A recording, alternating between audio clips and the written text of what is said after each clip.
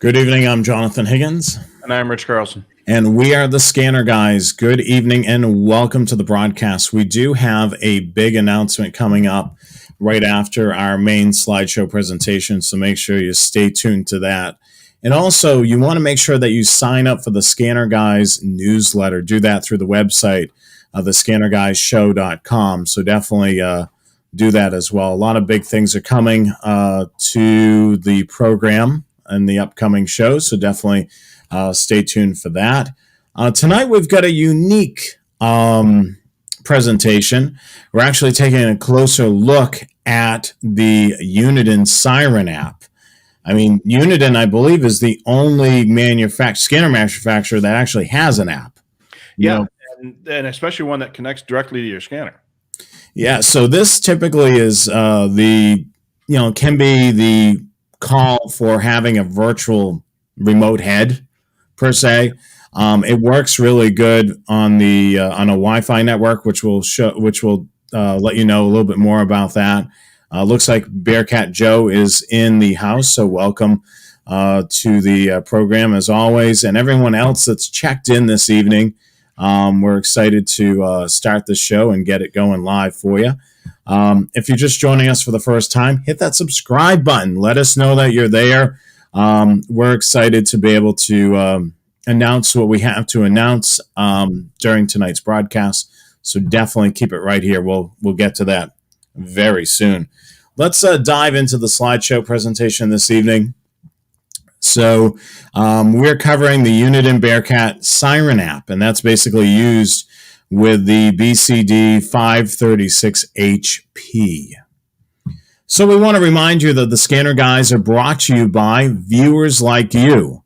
Thank you for supporting the show by shopping the Scanner Guys merch store, and also all your orders that you're using our affiliate link down in each one of our videos is affiliate link to Scanner Master. We get a tiny percentage of the sale, but that helps us to be able to continue doing the programs, and it helps us with operational costs, such as the website, and then, our services for streaming, because we don't stream directly to YouTube. We use a service, so we'll be able to have a nice, awesome broadcast each and every week. This week, we want to thank Scanner Master for being our sponsor of this show. You can always give them a call Monday through Friday at 1-800-722-6637. And as always, you can shop them 24/7 at scannermaster.com. And as always, visit our website for our newsletter, as I mentioned at the top of the broadcast, and shop our store. We have all types of great swag on our website. So make sure you check that out. The ScannerGuysShow.com is the website. TheScannerGuysShow.com is the website. Make sure you follow, like, and subscribe to our social media as well, Facebook, Twitter, YouTube, and Instagram, The Scanner Guys. There'll be a lot more activity coming up in the next month or so, so definitely follow, like, and subscribe to all of our social media, and bookmark our website while you're at it. Yep. So on to the main presentation. We're going to be talking about apps tonight, so if you got a smartphone, such as an Android or an iPhone, like Rich and I love our Apple products, or even an iPad, you can put this app on there, or if you've got any of the Android versions of a tablet, you certainly can download it there. So let's take a look at this. So Uniden Siren app. Now make sure you type in Uniden Siren, because if you just do Siren, you're going to get apps that do sirens, essentially. So as close as I can get to a siren. Yeah, so make sure when you're doing that, put Uniden Siren when you're searching this out in your app store. So this was a long-awaited app for Uniden. Basically, it was a control app for the BCD536HP. This app allows you to listen and control your scanner over your Wi-Fi network. You can also connect directly to the scanner if you're using it mobilely. But yeah, it works best when it's connected to your local internet connection, such as your local Wi-Fi. You can't program the scanner through it, but you can listen to it and control it. Yes, the great thing about it is if you have like some of us have, a scanner connected up to a rooftop antenna, and it's basically in your den or wherever it may be in your house. So it's connected to the real good antenna, and you go in the living room or your bedroom or wherever in the house, or even sitting outside on your patio. You want to be able to listen to your scanner, but unfortunately, you're sacrificing that good antenna. Yep. Because that scanner is connected to the antenna that's on your roof. When you go out there in a portable, you're not getting so great reception. Right. So download the app on your phone. You basically taking that phone, the scanner virtually with you, which is great. You're able to listen to the scanner and listen to the audio and control it, just like a home patrol. You know how the old Uniden home patrol has a touch screen? Yep. We're going to take a look at that a little bit later and see that it looks very familiar the way they set up the app. I think they probably did a little bit of copying back and forth. Yes. And take a look at it. There's the 536. Rich and I are both fans of the 536s. Rich, why do you like the 536 so much? Well, there's a few reasons. Number one, it's pretty much does everything that I want in a scanner. It presses all of my buttons. It does phase 1 and phase 2 digital. It allows me to do DMR, NXDN, and Pro Voice should I want them. And I have a couple of mine that do. I've got 6 of these things. So, I kind of like them. And the biggest thing I like about the 536 is close call. I love close call. I have a scanner dedicated to close call at home and one in the car. And the nice thing about the 536 is it automatically decodes digital and analog and displays the subcode like the NAC or the RAN or the PL or DPL without you having to select analog or digital. It just displays it right there. And you don't have to press a button in order to see the frequency when it pops up on a close call. So, and it does everything the 996 does. It does everything the home patrol does, all in one mobile unit. It just, like I say, it's just kind of like the perfect radio for me. So with me, I have a bunch of 536 HPs. I actually have one in my vehicle as well. I only have one scanner in the truck, and I chose to do the 536. Now, the reason why I fell in love with the radio is I figured out the way to make the Home Patrol 1 and 2 work for me. Basically, those radios, the Home Patrol 1 was the pioneer radio that was a database-driven, radio reference-driven radio where it was programmable by zip code, but my favorite part of it, and Rich's favorite part of it, is programmable by zip code. Not zip code, favorites list, excuse me, by favorites list. It allows you to be able to customize that programming. So the reason why I like the radio so much is I got used to the Home Patrol and I created slews of favorites lists. But the great thing about the 536, Rich kind of hinted at it, it's the look and the feel of an actual base mobile radio. Yeah. It's kind of that Home Patrol 1 is basically a hybrid. It's a cross in between a portable and a base. So it has that look, but this has got the true feel that we're used to. Having 996s and 15Xs and a whole slew of radios all the way back to the 780. This kind of gives us the look and feel of a true base mobile. And that screen of that time, besides the Uniden Home Patrol 1, this is probably one of the larger screens that we've had until we've got the king of screens, the SDS 200. Yeah, it doesn't have quite that fancy screen, but it's for a small size mobile radio or a standard size mobile scanner, it just clicks all the buttons.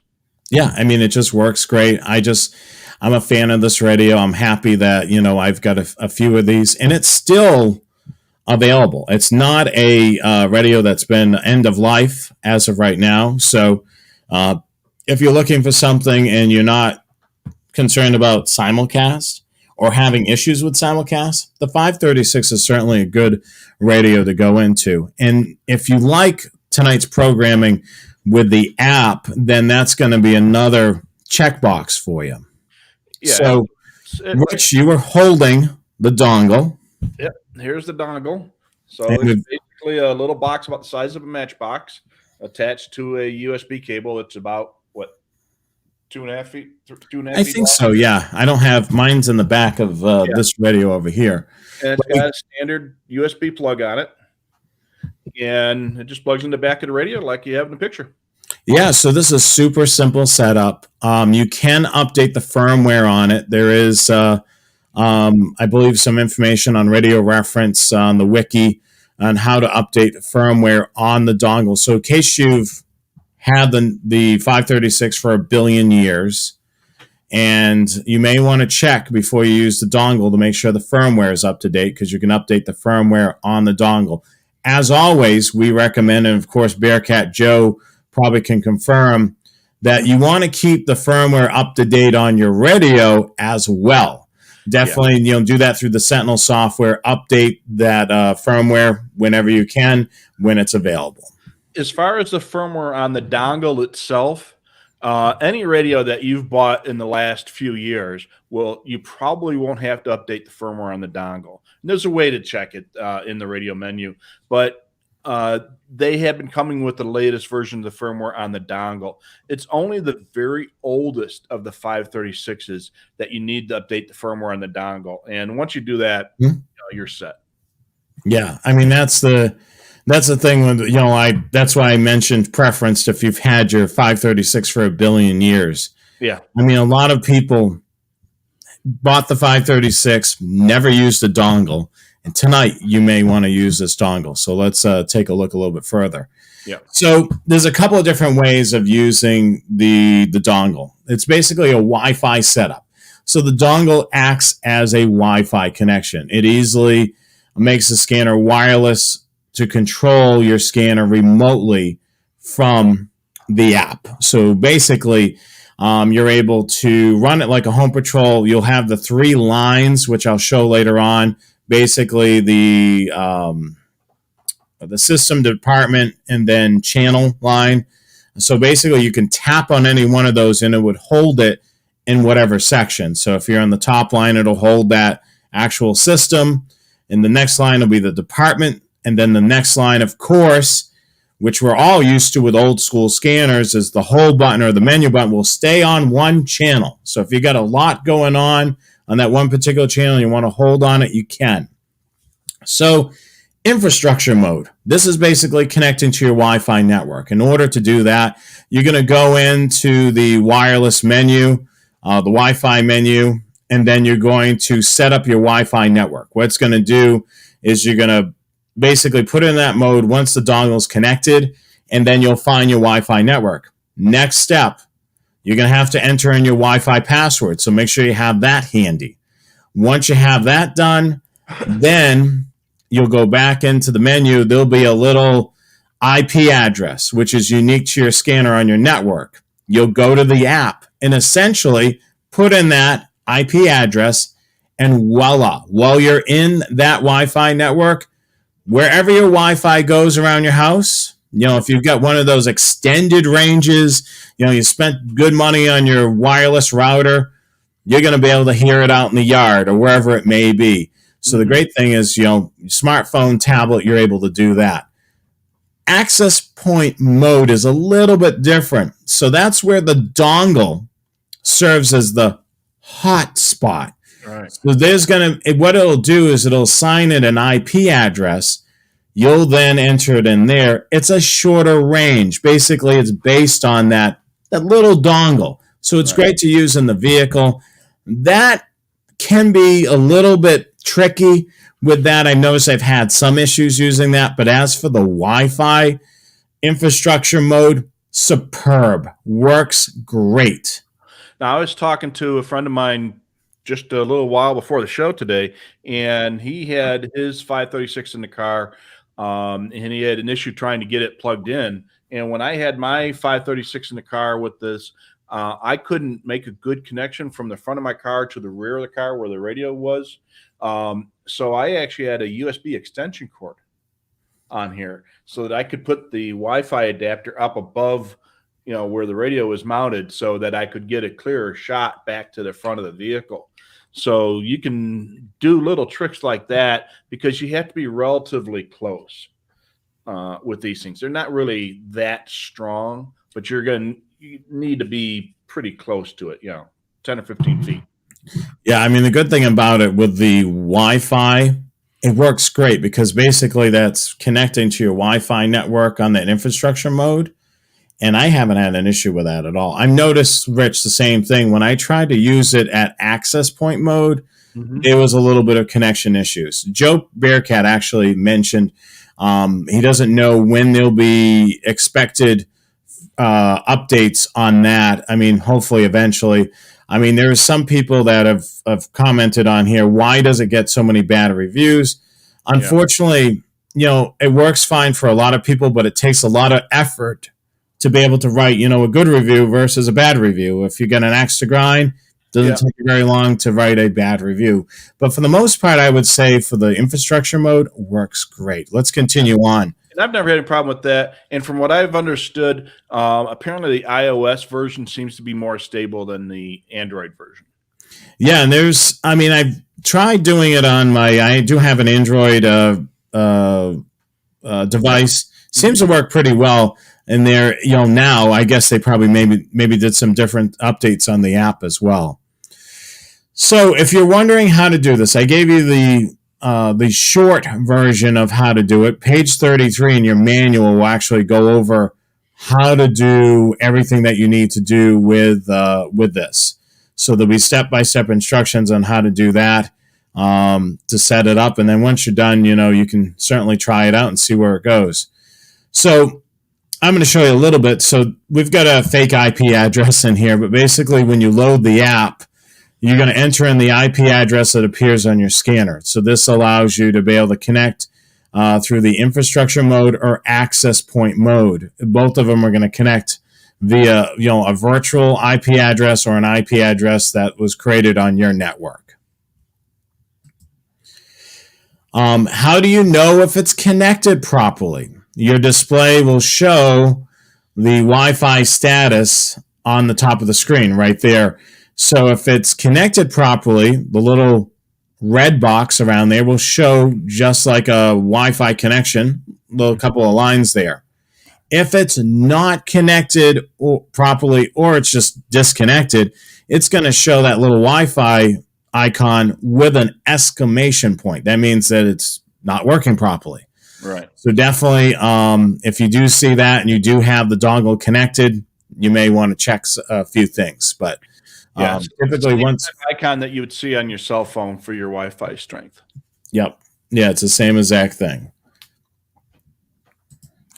So this is what I was talking about. Doesn't this screen look very familiar? It looks like the Uniden Home Patrol 1, or what we know now as the new radio, the Home Patrol 2, basically has some buttons on the top, buttons on the bottom. Of course, it's very much like the Home Patrol when our smartphones are touchscreen display, so it'll act the same exact way. So you can basically mute the scanner remotely. If you do have the replay feature enabled on your scanner, you can use that. And of course, recording, you can enable that. And then you, of course, can do some basic things such as adjusting squelch, and range. And then if you do have quick keys, I know a lot of you are fans of quick keys, you can enter in quick keys in there and change the programming remotely on the scanner for those quick keys, switching in between favorites lists. Yeah. So lots of good things there. As Rich said, you're not able to physically program the radio from scratch from the app, but you're able to operate it as if it's a remote head. So this will do all the basic things of that. This is an example of what it looks like. So basically, if you just press the bottom line on the app while they're communicating, it'll stay on that particular channel as a hold. And you can do the same thing on the other two lines. But you can see here that we have the Norfolk Southern Road and Dispatch Channel 1 on hold. So if we had this on our phone right now and we wanted to put it back in the scan, you would just basically tap that button, or that line, I should say, and it would put it right back in the scan. Yeah, Home Patrol does as a touchscreen. Yeah, this is just a great little app that works really well. The app doesn't cost anything at all. But yeah, it certainly works fairly well. This is something that, Uniden wanted to try out. and it seems to work pretty good. And like a couple of our posters or commenters mentioned, the app itself hasn't been updated in quite a while. Um, that's true. I just don't know what they could do to make the app better. It's relatively as stable as any iOS or Android app normally are. They aren't, iOS and Android aren't normally as stable as like a computer platform. The smartphone programs are. The other thing, Rich, you have to keep in mind that the apps have a hard time keeping up. How many times do you have an update on your iPhone or your Android phone? So, I mean, if Apple or Android decides to do something crazy major to their operating system, it's going to have effect on the apps. Some of which, when they rolled out, some of these apps like the Uniden Siren app probably worked fairly well in the beginning. And then with these updates, it can create a little bit of issues if the app's not continuously updated. And of course, I'm not too sure if Uniden outsourced, the app development or they produced it in-house. Yeah. I mean, the thing is they may have outsourced it. It works fine for now, but if, it could be very costly for them trying to keep up with Apple and Android. Yeah, and that's a big part of it right there. And like I say, feature-wise, there's not much more they can do with it, which is going to be pretty much a hardware limitation on the radio and on the devices. And it was never intended to be a programming tool. It's just a way to monitor the radio remotely, either as a remote head in a vehicle, because people were asking for some sort of remote head, and this was one solution to that situation. And they realized, hey, this is a great way you can sit out in the patio or sit by the pool and watch the scanner and listen to your scanner on your cell phone. So it was for what it does it very good. Yeah, that's for sure. I mean, it does do it really well. I mean, I use it all the time. I have currently at my house, I actually have the scanners in this room connected up to a rooftop antenna. Mm-hmm. I don't have scanners all over the house that are connected to that rooftop antenna. Yeah. So what you see, these are actually, let me go back to the slideshow, and this is actually screenshots from my iPhone. And as you can see, what I'm monitoring, railroads. Yeah. What do you think happens, Rich, when I'm not connected up to that rooftop antenna? What do you think happens from a reception? Oh, yeah. Right down the sink, So, I mean, this is ultimately the best way for me to be able to, when I'm not sitting in this room, for me to be able to listen to the railroad action in the living room or out in the patio or somewhere else in the house. Well, in my house, I can do anything I want to in this room or in the garage, but I am not allowed to have a scanner in the living room or on the patio or in any of the other rooms in the house. So this is how I get a base station scanner sitting on my patio. And it works great. Yeah, I mean, it certainly works great. I mean, I really suggest that people check this out. I mean, there's some issues with it, but it works well for what it's intended for, Rich. I mean, Like you said, you kind of hit the nail on the head. I mean, other than fixing some of the buggy things that are for some people that are facing, other than that, I mean, it's doing what it's intended for. Yeah, and like I say, I've never used the Android app. I don't have any Android devices. I'm an all Apple kind of guy, and it works fine. I mean, I've done it on half a dozen cell phones because every year I get a new cell phone, and so it's worked on that, and it's worked on all my iPads. And I even had in one of my installs in my car, I kept one of my old cell phones and I left it mounted in the car and put the 536 in the back because I didn't have room to put it in the front, and it worked fine.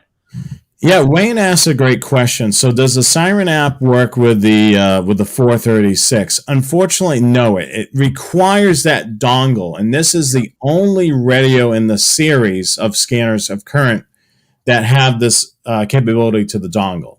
Yeah. Now, with that being said, I have read places where people have gotten the Siren app to work with an SDS 200. because the SDS 200's got that Ethernet port on it. I've tried that once. It does work. Okay. I don't remember the steps and how to do it, but I know when we were testing the radio, I believe that came up in our forums when we were testing it. And I remember trying it out over when I was in the Scanner Master office, and I said, "Ooh, that's cool." Yeah. I mean, with that being said, that's not a supported thing. So if you're not able to get it to work on your SDS 200, you're on your own for that. But it it has, people have got it to work, including you. And I may have done it myself. I just don't remember. It's been a while, but that it will not work with other scanners.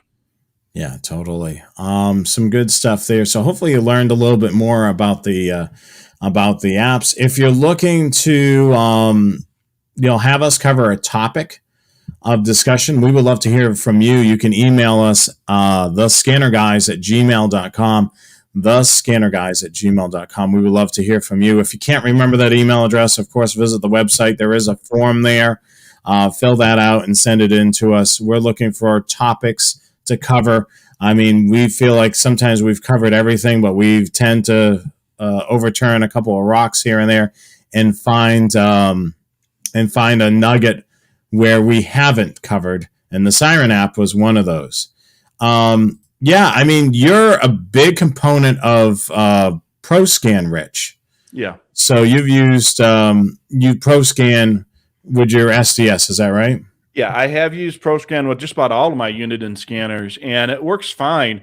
And ProScan does allow you to do a lot more than what Siren does. A lot of stuff that Siren was never intended to do. But ProScan does work very well, as does ARC. The ARC programs, the XT Pro, and the 536 Pro works great with the virtual control. So, but ProScan allows you to do a lot more remote stuff than some of the other programs. Yeah, I mean, some good stuff. I mean, that's for sure. I really think, I mean, it was a great attempt, by Uniden to be able to create an app with their.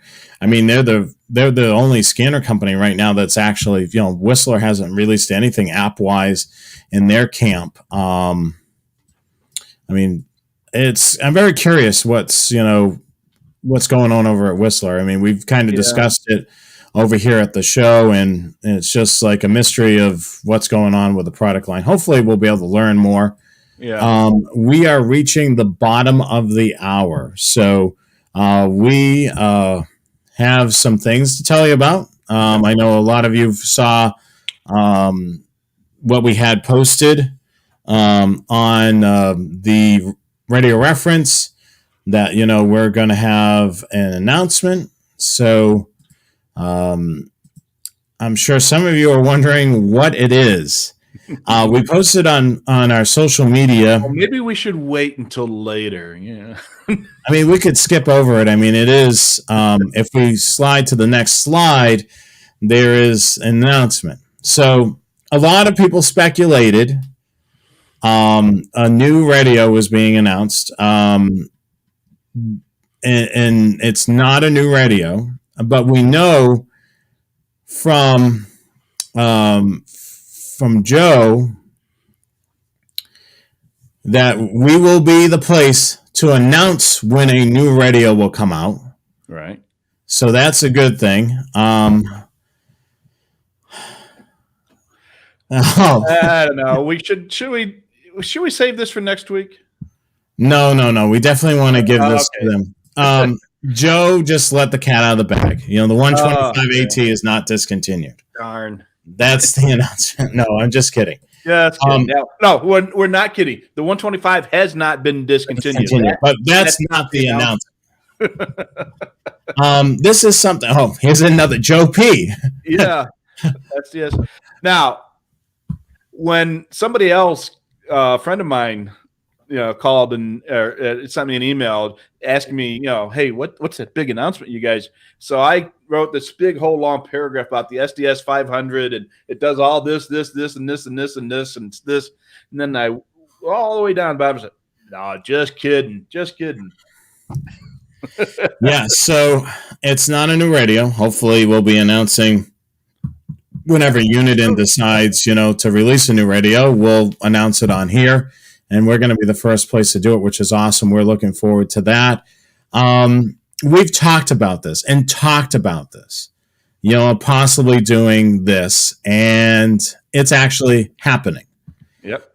Ladies and gentlemen, boys and girls, we're going to release the announcement. There we are. We are going to Dayton. So we're very excited about this. And it's called Reunion. Yep. The last time, Rich, that you and I were together, not being through the internet. Yeah. 4 years ago. And 4 years ago, where were we? Xenia, Ohio. So we are coming back Friday, May the 20th, and Saturday, May 21st. We're coming back to Dayton, and we are looking forward to it. This is going to be the 70th year of Dayton, and we're going to be there. Yep. So 4 years, we're actually going to have a show sitting side by side. Yeah, we're going to have a show right here in the Ohio studios, which we're looking forward to that. And of course, we're going to bring back some of our Facebook Lives. Well, it'll be a mix of Facebook Live and YouTube. So make sure you subscribe to our Facebook channel. Make sure you subscribe to our YouTube channel. We'll pop up occasionally with a live broadcast. Like we did that last time, 4 years ago. That trip was so much fun. So the thing is a lot of you probably can't make it out to Dayton. So we are going to get you in virtually. Rich and I are going to take you to Dayton virtually. We're going to be posting photos, some occasionally videos. We're going to go live, so we're going to take you to Dayton virtually, which we're really excited about. Now, you see this poster right here, this weekend only, featuring the Scanner Guys. Back after 4 years, Dayton, Ohio, 2022. Now, this poster is based on a poster that Rich and I love this movie, hold it dear to our hearts. Matter of fact, Rich, you were an extra driving one of the police cars in that movie. It's basically a poster that looks very similar to the Blues Brothers One Night Only. Yeah, that was a lot of fun when we were working on that movie. But it's going to be a lot of fun. 1 weekend only, and I'm going to be flying into Ohio a couple days ahead of time and flying back out afterwards. And you and I be live and in person. And you guys will be able to tap us on the shoulder and say hi or stop by the booth. We'll be there. Yeah, and we just sent an email. Yep, mission from God. We just sent you an email blast announcing this. So if you're part of our list, you've just received an email, and this is not all. We're taking this a step further. There is a limited edition Dayton Hamfest t-shirt with our poster on it. So you can actually order that right now to help support our trip going to Dayton. This is not cheap whatsoever because Rich is flying in from Arizona. Then we're commuting back and forth to Dayton, essentially. Yep. So we're going to need a little bit of gas money, and Rich is going to be flying in. So it's not a cheap by any mean trip. Yeah, we're putting some money into this to do that. So, and if we see you walking around with one of our T-shirts, we're going to tap you on the shoulder and say hi too. So. Yeah, I mean, this is certainly really exciting. So definitely order the shirt on our website, thescannerguyshow.com.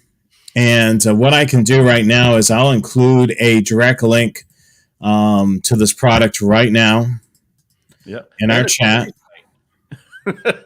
If you're a Blues Brothers fan, you will remember that line. Thanks, Joe. Yes. So this is we're really excited about this. I mean, the last time we were together was back in 4 years ago. Yeah. Yeah, we had so much fun, and we were doing live shots all the way on the way there. After our little kerfluffle at the airports. Yes. So those of you that aren't familiar, I'll give you the 30-second shot on that one. I'm flying in from Phoenix to Boston, and we're just ready to land at Boston. I can see the runway, the lights are there, I can see everything, and all of a sudden the engines spool up and whoosh, and we ain't going to Boston. So they said we were going to Albany, and I was able to get in a phone call or a text message or something to you, say, come meet me in Albany, that's where we're going, and you thought I was messing with you. Yeah, I really thought you were joking, and then when I ended up having to drive. So basically that day, if you're familiar with the Massachusetts Mass Pike, so basically if you take it all the way into Logan, so I drove I-90, the Mass Pike, from Logan Airport to the beginning, all the way to the New York, Massachusetts state line. Yeah. So I drove the whole stretch. And then, I picked up Rich, and then we drove as far as we could. And then we stayed overnight at a hotel. We had to find a random hotel. It wasn't a part of our plan because we weren't planning to be in upstate New York. No. And then we ended up the next day, we planned a visit, to the Horseshoe Curve. Yeah. And we then had other plans too that we had to kind of scuttle some of that stuff because of the time that we lost. But yeah, I mean, some of our viewers are remembering, when the show was on Facebook way back when. And, we've moved over to YouTube because it's a lot easier for you to watch these shows, because you can see it all on the channel. You don't need to be a subscriber of YouTube to watch. Right. We would like you to be so you can subscribe to the channel. Yeah. But yeah, I mean, you can literally do it. Yeah. And on that particular one, we had the only set of, we had two SDS 100s, and we had the only ones that were available for people to look at and touch and hold and caress and drool over, because they've been announced and there was such a big hubbub about it. We had the only two where people could play with, and we were doing live shots. Almost like once an hour on the way there, almost. Yeah, I mean, we were on live for, we were talking about random things. We were talking about the scanner. We were talking about... Until the battery died. Yeah. Yeah, I mean, we were running down our iPhone batteries. But yeah, we'll definitely do some live stuff, here from our studios here in Ohio. And then, of course, possibly from Dayton, as long as cell phone reception allows. So we'll be there. We're going to have more information. So subscribe to our newsletter. Make sure, if you haven't received the newsletter, make sure you check your spam box. Make sure it's not appearing there. We'll send another newsletter as we get close, but we just sent a newsletter that has a link to the shirt. And of course, talking about, exactly what we mentioned about, how these scanner guys were born, basically was our road trip to Dayton. Yeah. So we're the scanner guys. There is a little bit of typo in the link that's showing on screen. So I just I see that right there. But we were doing shots at the show itself, either at the booth or while we were walking around. So we had a great time. Yeah, the on-screen, there's a little typo there, which I didn't catch. But yeah, it's thescannerguyshow.com, thescannerguyshow.com. And then, of course, look at the, I guess some people are getting the email right now. We literally are getting our email as we speak, which is awesome. Oh, geez. You were doing live shots. Not those types of live shots. Yeah, we're doing live shots of Evian and diet soda. So the other thing that we have to announce, which was an interesting find, which you've learned about from a viewer or a friend of yours, about some issues with the 996 and the 536. So apparently, A little while ago, Uniden made a hardware change in the 996 and the 536 scanners to because some of the parts that they had been using were unavailable. So they made some hardware changes, which is these things happen from the time all the time, and of course those required a little bit different version of the firmware. And then just recently, within the last week or so, a bug was discovered that these newer radios are not decoding P25. And I don't know if it's affecting radios with DMR, NXDN, or Pro Voice as well. But on frequencies between 171 and 175, it's not decoding P25. The radio will hear it, and it'll sound like P25 does when you're in analog mode. You know, it's kind of squelchy noise type of thing. It just doesn't decode the P25. Now, unfortunately, I don't have anything around here to test it, but I had a friend of mine who's got a brand new 996P2 and a P25 transmitter, and he did verify that this radio was doing this on those frequencies between 171 and 175, but it was working fine on UHF and the rest of the VHF band, and of course the 7, 800, 900 bands. So if you have a brand new version 996 P2 or a 536 HP with a build date of 2021 or 2022, you probably are affected by it. It's not a big deal unless you are listening to stuff above 171 that's using P25. There's a few federal things, and there's a couple state systems that have federal sharing frequencies. I think Missouri is one of them, and Wisconsin and perhaps Maine are a couple states that I think have some P25 parts of their state systems. So Uniden knows about it. They're working on it, and they are trying to figure out what the fix is to it. And as soon as they know, it will be all over the Radio Reference forums. Watch the Uniden Tech forums, and of course, once there's a fix on it, we'll let you know about it here. Returning your radio for a replacement probably won't do you any good because the current radios will also have that same issue going on. So that part probably won't help you much. And as far as we know, it does not affect any other scanners. So the STSs, even the 436 and the 325s, it does not affect those either. Just the 996 and the 536 of the most recent builds. Yeah. So apparently Missouri is one of them. Moswin is the state system there. Apparently Montana has got some P25 on 170 as well. So, check your build date. There is a digit, and somebody please in the comment and let me know which digit on the serial number is the year code. And if you've got a 1 or 2 in that year code, then, you might have that issue. But like I say, returning the radio for a replacement, no matter where you bought it, probably won't help you. And yes, it is Missouri. It's an A at the end of Missouri. So if you're from the Midwest, you pronounce it Missouri.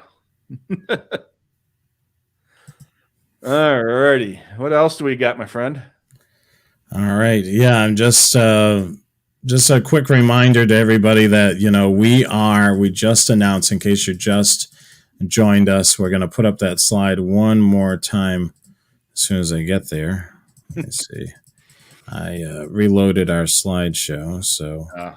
Very good. Let's see here. While you're working on that, let me look at some of the other comments we have here. We were talking about updates to the Siren app. We don't know when there'll be another update to the Siren app. We discussed that quite a bit.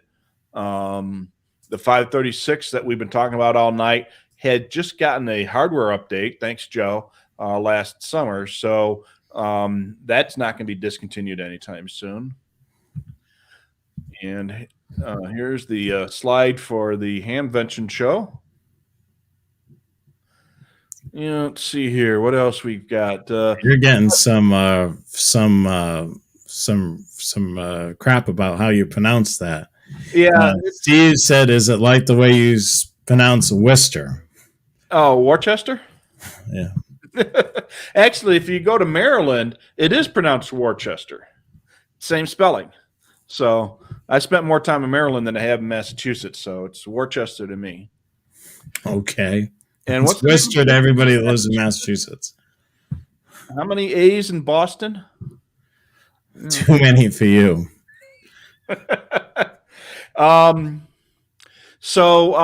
Charles mentioned the 536 doesn't do simulcast quite as well as the SDS 200. Of course, that's true because remember, the SDS 100, 200 were designed specifically with simulcast in mind. So it does do better than some of the older radios. But again, your mileage will vary. A lot of this depends on location, your antenna, and everything else. Simulcast reception is not a science. It's more of an art. So there's a lot of that. Chris has got a 536 and it keeps on power cycling. And you know what? It's funny that he should mention that. I had that exact same issue with one of my 536s just last week. And it was a bad SD card. I had, so I took that SD card, I tried to reformat it, and it wouldn't reformat. So I just put a new one in there, and it's been working fine ever since. So these SD cards have a finite lifetime. A couple things to remember about your SD cards. Like Joe said, up to a 32 gig class 10 or better SD card is recommended. If you're not using the replay option, turn it off. What happens in the replay option is you're continually writing back and forth to the SD card. The more you write and read to that SD card, the shorter the lifespan of that card is going to be because they have a limited amount of read-write activity that it can handle. It also basically what'll happen is, even if you do have the record feature on, you turn the scanner off abruptly multiple times, you may not get that heap error. Not the heap error, but the corrupted card error.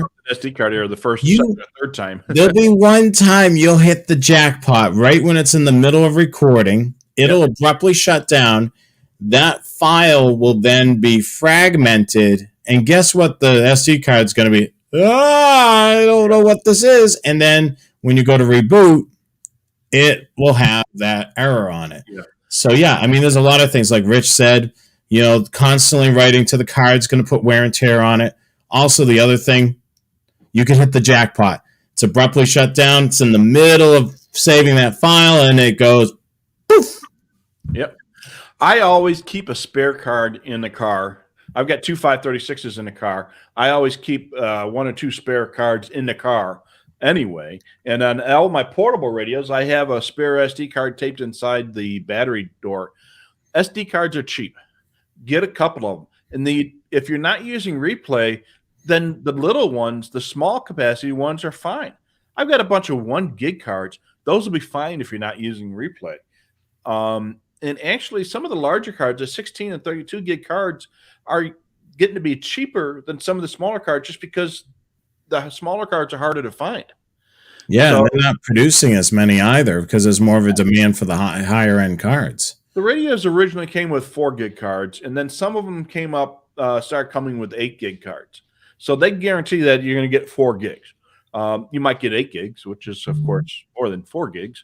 But, you're going to get either a 4 or an 8 gig card with the radio. And I think the HP1, the Home Patrol 1, came with a 2 gig card originally. Yeah, it was a smaller SD card. It's funny that we're talking about the SD card thing because we actually the SD card replacement program was a brainchild of Rich and I's, and all of the competitors, of course, which will lead nameless, basically followed suit. What we were having a lot of people send in their radio into us and said, why the heck are they sending it into us? We can just ship them a card. Yeah. It saves on shipping. You think of it, when they were shipping their 436, 536 home patrol in, they're paying shipping both ways versus, one-way shipping. Yeah. And, we were brainstorming and we came up with the idea about just buy a new card and program it and send them the card. Why send the radio in? And it works great. Yeah. So, hey, look at that. It's spelled right. Yeah, it's just a typo. I was able to fix that. I mean, Stuff happens, Yeah, I mean, especially when I'm working full time, plus producing a show every week and being an active blogger with Train Aficionado Live, it certainly puts a lot of wear and tear on me. You need more stuff to do with your life, Yeah, I've got around all day doing nothing. I got plenty to do. I don't have enough hours in the day to be able to do everything I need to do. But this is the T-shirt. This is the official 2022 Dayton Hamfest shirt for the Scanner guys. Make sure, if you're planning on attending Dayton, make sure you wear your Scanner guys swag. Let them know that you support the show and you enjoy watching the broadcast, so definitely do that. We're going to have some announcements of other things that will be going on in Dayton while we're there, so stay tuned for that. If you haven't already, go to the website, thescannerguyshow.com, sign up for our newsletter. Definitely subscribe to all of our social media as well, Facebook, Twitter, YouTube, Instagram. Subscribe there. Of course, we're going to post pictures and videos and whatever we can. We're excited about this, and of course, it's a reunion of Rich and I being together once again at Dayton. The last time we were together was in 2018, so we'll be back together in 2022 for the 70th Hamvention, the reunion, 1952 to 2022. So 70 years. Yeah. Crazy. We'll be live there for our second year together. Yep. And hopefully, if this goes well, hopefully we'll be able to do this again and maybe do something bigger and better for the next Dayton Hamvention. But yeah, if you want to support us on this trip and of course supporting us in the show, certainly purchase one of our T-shirts that are on our website, or if you really like this, certainly purchase the T-shirt that we have. We're going to have a limited edition Hamvention 2022 shirt there. We're also going to try coming up with some themed shirts as well for other things. So if you're really interested in getting some more Scanner Guys swag, we're going to be working on that as well. Absolutely. So there are a few other comments that we want to talk about tonight before we go. Yep. Todd has got a 796D. That's an oldie but a goodie. Yeah. He's got not all the stuff that's getting displayed in Unitrunker. So the 796 will not work on anything that uses 700 megahertz. And it also works only on phase 1. So if you have a system that's using both 7 and 800 megahertz, you won't get it on the 796, but Unitrunker will display it because it's being decoded off the control channel. But the 796 won't listen to it because it won't work on 700 megahertz. I mean, you think of it, Rich. When that radio was released, nobody was trunking on the 700 megahertz, right? No, it wasn't even. That was still TV channels at the time. So yeah, it was that 796 is an old radio. I mean, that came out 25 years ago now. I don't know. I mean, it's been a while. I mean, I had the 780, but I never had the digital versions that came out after that. Yeah. I had a 796 years and years ago, and a 296, which was the handheld. Remember the 296 had that little roller button on the front? Yes, that was kind of an interesting thing. It was kind of like, like almost a roller on your mouse. Yeah, that's very similar. Yeah. So that could be that could be a big part of it. And the other thing too is it could be a simulcast issue depending on where you're at. Too. Yeah, I mean that's definitely a thing there. We had some comments coming up in the chat. I'm not going to display it on the screen, but asking about programming services over at Scanner Master. Unfortunately, Rich is retired from Scanner Master, and my day-to-day operations with Scanner Master isn't involved as much with the programming department. If you have any issues with Scanner Master or anything of that sort, you have to take it up with Scanner Master. Rich and I don't have really a lot to do with the overall day-to-day operations, so certainly email them and call them. They'll be happy to address your issues. Yeah, absolutely. And we just don't deal with that stuff, every day any longer. So Robert asks about the Wi-Fi connection speed. Well, the connection speed 2.4 and 5 isn't the connection speed. That's the connection frequency. Yeah, and it's going to connect, I believe, to the whatever's available, and it's going to be the 2, if I remember. Yeah, it's going to be the 2.4.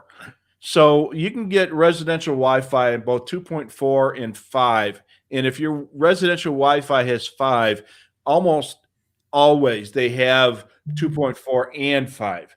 So you may have to select your 2.4 Wi-Fi network. It'll actually show up as 2 different networks. And if you have to choose one or the other, make sure you choose the 2.4 because the Wi-Fi dongle probably, as far as I know, will not work on 5 gigahertz. You're also gonna get a little bit more distance versus the other frequency. The other frequency has got a wider bandwidth, which won't go as far. With 5G, that's why everybody's talking about, like, if 5G connection wise, tends to require more towers essentially. Well, this is 5 gigahertz. There's residential Wi-Fi has got 2 frequency setups. It's not related to the 5G like for cellular. It's 2.4 gigahertz or 5 gigahertz for the Wi-Fi, and the dongle only uses 2.4. Yeah, and that works the furthest away because I've done some experimenting. Experimenting. I mixed up the 2 things, but I know the 2.4 works a lot further than the 5. Yeah. And 5 gigahertz is less crowded, so is typically more reliable if you have a device that will work on it, but it does work. It does have a little bit shorter range. Have you ever heard of open megahertz? No, I don't know anything about that. I've heard the terminology before, but I tell you the truth, I really don't know what it is. So, all right, so we'll go on to the next one. Yeah, we got your email. I replied back to you, Chris, so you should have an email replying back. It reminds me very much of the Watson antennas that we have. I still think the 901 is probably your best bet. Yeah. But yeah, there's a million antennas out there, Chris. So, some of them, we can't carry them all, of course. Well, at least Scanner Master can't carry them all. Right. This is an interesting question. So Robert asks, can an amateur DMR radio listen to commercial communications? So DMR is, for the most part, DMR, which is DMR. So if you have a DMR radio that is capable of listening to the frequency that you want to listen to, you should be able to at least hear the DMR communications. Whether or not, if they're using trunking, probably not. Most amateur radios, if they may not support DMR trunking, and some of the trunking protocols on DMR are proprietary. So a amateur DMR portable may or may not be able to monitor the trunking protocol that particular system is using. But if they're using DMR conventional, you should be able to, as long as it's capable of working on that frequency. And of course, remember that you are not authorized to transmit on any frequency you're not licensed on. So don't even try. Joe gives us a great hint. If you've got a computer UPS around, plug your scanner into it. Scanners don't draw that much current, and so it won't really mess up the amount of time that your UPS is capable of running your equipment. But if you've got one laying around, put your database scanner, if it's a 536 or an SDS, plug those into your UPS so that power does go out. Your scanner will keep on working, and it'll help prevent the card from getting corrupted, even if you do have the replay turned on. One of our Railfan friends says he's having problems with the Spectrum Force antenna. And it's that thin coax. Those antennas do have a very thin coax. It's about the size of a thick twine, which makes it ideal for using in a car. So you just plop it on the roof, open up the rear door, toss the wire in the rear door, and close the door right on it. Normally, that's fine. But if that coax, like any other coax, gets damaged, then that could certainly affect the effectiveness of the antenna. If the coax is going bad on it, there's probably nothing you're going to be able to do to repair it, short of cutting the coax and splicing it, and that's never a good thing to do with coax. I've actually tried that a couple times, and it's never been successful. With the antenna, the price it is, I would strongly recommend just purchasing another antenna. I mean, thankfully, it's only $20, so it's not incredibly expensive. Yeah, occasionally I've had this type of antenna on my truck for quite a while. And then, after a while, I do end up replacing it just because of, just the weather and such. Especially if you're up in the Northeast, eventually salt will get into that mag mount connection and then it'll cause issues in there. But yeah, thankfully, that's still one of the most affordable mag mount antennas that's on the market that works extremely well. Yeah. So I've got a couple of them here, and every time I buy a new car, it's going to take me a while to get the antennas drilled into my roof. So I pop a couple of these on the roof and connect them to my scanner, and I run them that way for a few weeks to a month or two. And if I'm going on vacation and want to bring an extra radio, I plop them on the roof. And heck, when we rode our Dayton trip, we had that rental vehicle, and we had those on the roof of the vehicle, and they work great.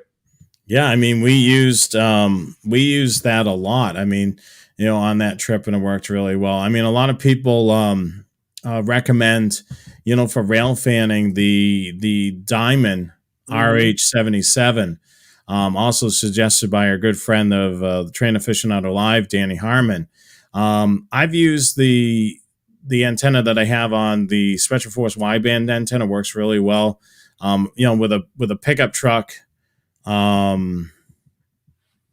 With a pickup truck, it tends to, have some height issues when you have a tall whip. So something low profile will work the best. Yeah. And the other, what's the other one? The Smiley antennas? Those seem to work pretty well too. Yeah, they're only portable, so they're not it's not a, they don't have anything base. They don't have mobile antennas? Oh, I really wish they. I really wish they did, because that they certainly make some really good antennas. Yeah. Jay's got a TRX1. It's got an 8-big card. Is there any advantage to go higher than 8 gig? So, I saw somebody comment about Whistler not to go big with those. It basically slows down the booting time. Yeah. Whistlers work, the TRX 1 and 2 and their older versions, the WS 1098 and 1095, etc. The larger your SD card is, the longer it takes to boot, and Whistlers take a long time to boot anyway, even with the small card. And when it goes through a integrity check on those SD cards, so the bigger you go, the much longer it's going to take. So half the time, you're halfway to work by the time the radio is finished booting. So, unless you're doing recording, or using the recording feature and going back and playing back the recordings, there's usually no reason to go big on any of the radios. And like we were saying before, 2 gig cards work just fine. Let's see here. I got a few more here. Dale reminds us that there are some P25 settings on the 796 that can help your P25 decoding. And in fact, most P25 capable scanners have ways to adjust the P25 parameters that may or may not help you in your particular situation. But you can go into those settings and try it. It can't hurt. just remember what the settings were when you started, and so you can revert back to them.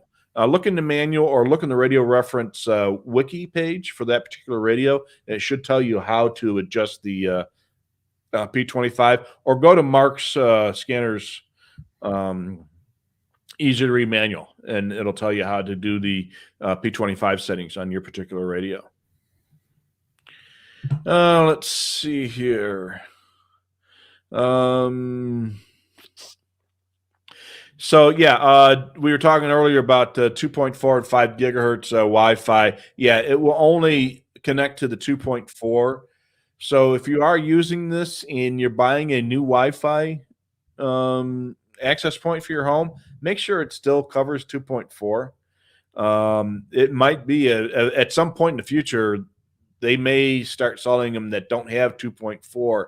And there's a lot of other stuff that only works on 2.4. If you have certain home automation devices, like my pool controller and my and one of my security devices only works on 2.4 gigahertz. So if you have a 5 gigahertz only Wi-Fi, some of the older devices may not work.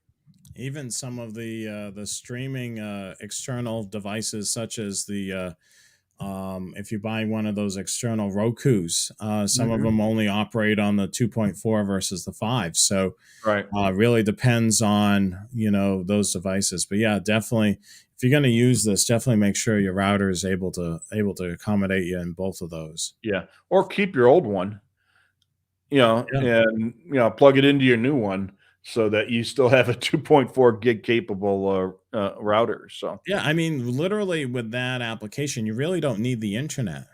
It's yeah, basically using your, a network.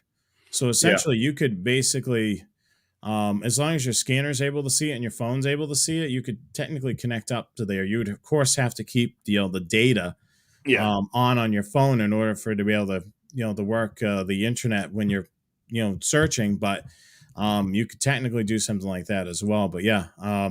like Rich said, keep that and connect it up Mhm. to your the router and just use it particularly for that.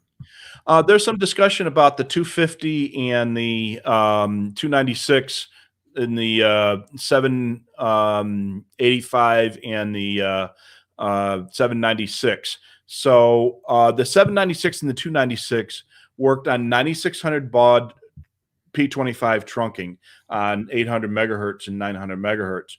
The 250 handheld and the 785D desktop, they worked on 3600 baud trunking as well as conventional. So some of the original digital trunking systems used 3600 baud control channels.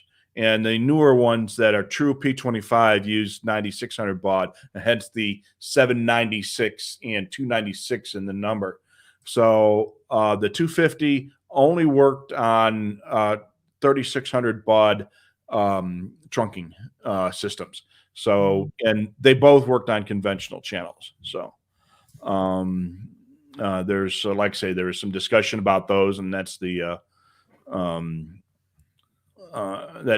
deal with those. And let's see here. Programming your SD cards and formatting your SD cards. At least on the Unidens, make sure when you reformat your SD card, reformat in the FAT32. And the FAT stands for file allocation table, not my girth. So FAT32 is the format that you want to format your SD cards, and you can reformat those within Windows. And sometimes if the SD card, if it's really damaged or corrupted, it may not allow you to reformat it. And if that's the case, just throw it away and get a new one. And let's see here. There's a lot of YouTube videos on how to reformat SD cards. And like we were saying before, you don't have to go big. And if you got a Whistler, you don't want to go big. Let's see here. What else we have here? Vintage digital. Yeah, that's right, Tom. Chris mentioned that you should format the device that you're using it. You may not be able to format it within the radio, and sometimes it's faster and easier to program it in a card reader. And you can do all your radio programming on these by using a card reader. I've got multiple radios. I mean, I've got 8 or 9 of them here in the house, 2 more out in the car that use SD cards. And when I do database updates, I just do the card shuffle using the card reader on my computer. So, I use a card reader all the time. On other devices like cameras and other things, it might be better to use to format it within the device to make sure it gets formatted properly. But on the scanner, just make sure you format it as FAT32 and you'll be fine. Don't use NTFS for your SD cards because it won't work on the radio. Ron mentions that we forgot to talk about the AirRink channels last show when we talked about the airband. Yeah, you know what? You're right, Ron. We didn't talk about AirRink. AirRink is a company that is owned and operated by airports and airlines that provide communication services for the airports and airlines, company communications. So, and they also provide some data communications as well. So you'll hear the reference to AirRink quite a bit, and most large airports have an AirRink channel or 2 or 3 at that airport. And that is a way for an airline to communicate with their company through a communications infrastructure that's provided by AirRink. And a large airport like O'Hare or Atlanta might have a couple AirRink channels, and a smaller airport like Dayton or Cedar Rapids or something like that might have a single AirRink channel that's shared by multiple airlines. So United Aircraft might contact Cedar Rapids on their AirRink channel to say, hey, get me a wheelchair for flight number 123 that's arriving at 3 in the afternoon.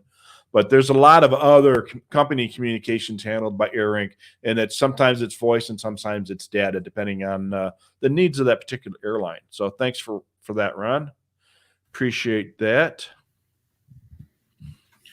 And Jerry's looking for a programming cable for his Pro 106. A couple places you can possibly get those at Whistler. Yeah. So the Whistler cable for the WS1040 and 1065 will also work on a Pro 106. You used to be able to get them at Radio Shack, of course, but that's no longer an option. eBay is another possibility, and there are some third-party cables that might work with them, but I would go to Whistler's webpage first and see if they've got it. Yeah, I mean, that's the great thing about it is Whistler still carries that cable. So, and that's, an interesting connection. eBay, but yeah, like Rich said, try to do the manufacturer first because it's going to be brand new and working condition.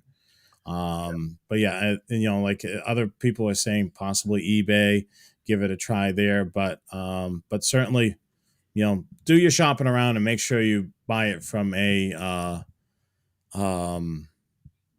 trusted vendor, I should say. Yeah, absolutely. So, and let's see here. I think we've pretty much cleared out the comment section, my friend.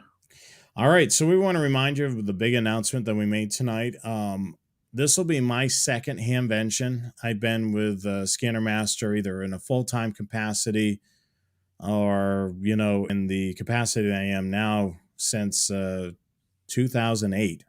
So I haven't been to a whole bunch of Hamventions. So I'm looking forward to going to this Hamvention again. This was a lot of fun. It was a cool weekend. Yeah. The other thing too is, we were just starting out, with, doing some live videos on social media. So you got to see, the faces behind Scanner Master. So now you'll be able to meet us. We're going to have more information coming in our newsletter. So make sure you sign up, the scannerguyshow.com. And if you're in the area, certainly stop by. We will be making an appearance there on Friday, May the 20th and Saturday, May the 21st. We'll be in Building 3 at table, was it 3303. 3303. So definitely check that out and definitely do that. We actually have a shirt. If you're looking to order one of our official limited edition Hamvention t-shirts for 2022.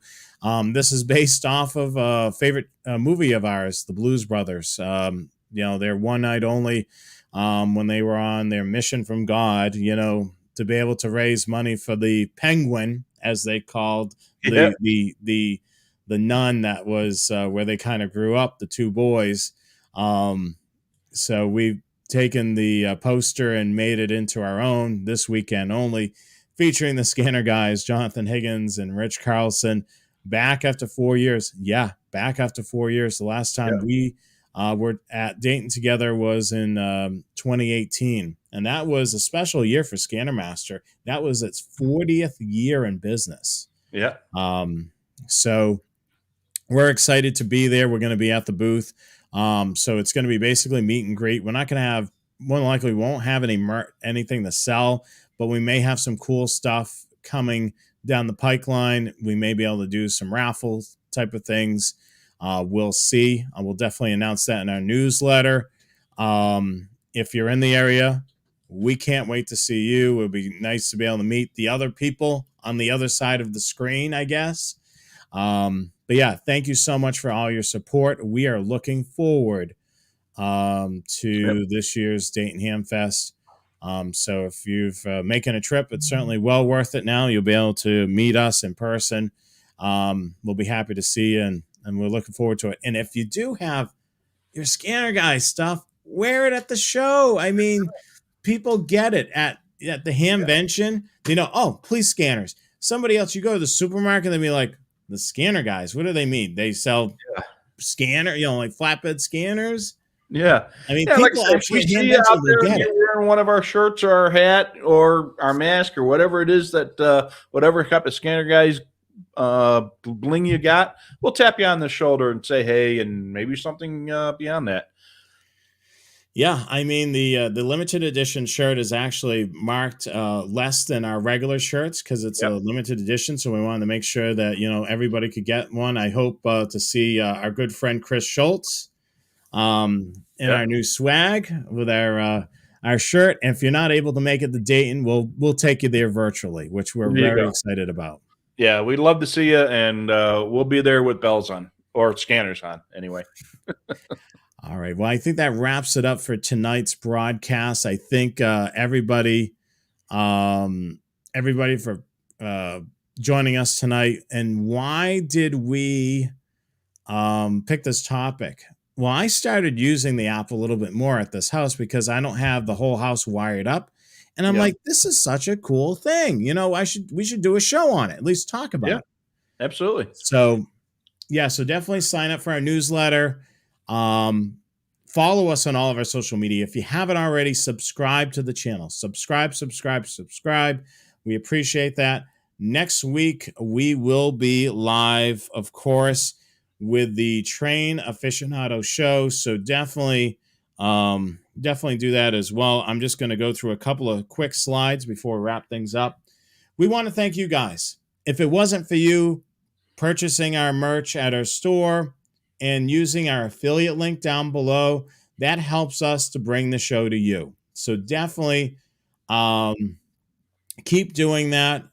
That's a huge help to us. And of course, our sponsor this week is, of course, Scanner Master. So definitely use that affiliate link down below. If you got questions, certainly email them or call them. They'll be happy to help there. And let's take a look at some of our next upcoming programming. So Train Aficionado will be back for the third Wednesday of the month of April the 20th of 2022. As always, 8 p.m. Eastern Time, 5 p.m. Pacific. Subscribe to that channel. We're trying to get to 1,000 subscribers on that channel. So definitely help us do that. And of course, subscribe to the social media, Facebook, Twitter, YouTube, and Instagram. And then check out the website. I get some really cool blog entries. I've been trying to post each and every week a new blog entry on Monday. So definitely check that out. I've got several blog entries there that are brand new for 2022. So definitely check that out. A lot of stuff around Ohio. So I'm exploring this area since I'm new to Ohio. So definitely check that out. We'll have a great broadcast for Train Aficionado Live. Scanner Guys, back for the final Wednesday of the month. That'll be April the 27th of 2022, 8 p.m. Eastern Time, 5 p.m. Pacific. We're going to give some spring training, our version of spring scanner training. We're going to dive into a whole bunch of little things that you can do with your scanner that are not a whole show's worth of stuff, but we're going to be able to bring up those things to be able to either train your scanner or train you to be a better scanner owner. So we're going to do that on our next show. So we're looking forward to that. If you're on Roku or Apple TV, did you know you can download the YouTube app and watch us on the big screen? Yes, you can definitely do that as well. So definitely do that. And you can watch us on TV as well. One more time, I can't stress enough, follow, like, and subscribe to our social media at The Scanner Guys. And then definitely check out our website, thescannerguyshow.com. We're looking for it. So awesome. I see Will just ordered a t-shirt. Thank you so much, Will. We appreciate that. You guys, if you're not able to be at Dayton, you know what'd be cool? Take the Scanner Guys shirt on vacation or wherever you're going. Yeah. We want to see how far that shirt goes, whether it goes, within the United States or in Paris or wherever. We would love to see it, make a picture and send it to us, and we'll put it on one of the shows. Yeah. All right, so that wraps it up for this evening. Is there anything else you want to add, Rich, before we sign out? No, I think I'm good. All right, and I think I'm good too, so we're looking forward to it. Yeah, Joe nailed it right in the head. Our next show for the end of the month is tips and tricks. Yeah. We're going to give you some spring training, so we're looking forward to it. Right. All right. Well, thank you so much. Thanks for supporting the program. Place the order for the limited edition shirt as soon as you can. We'll appreciate that. I'm Jonathan Higgins. I'm Rich Carlson. Have a great night and be safe out there. We'll catch you next week on Train Aficionado Live. Later.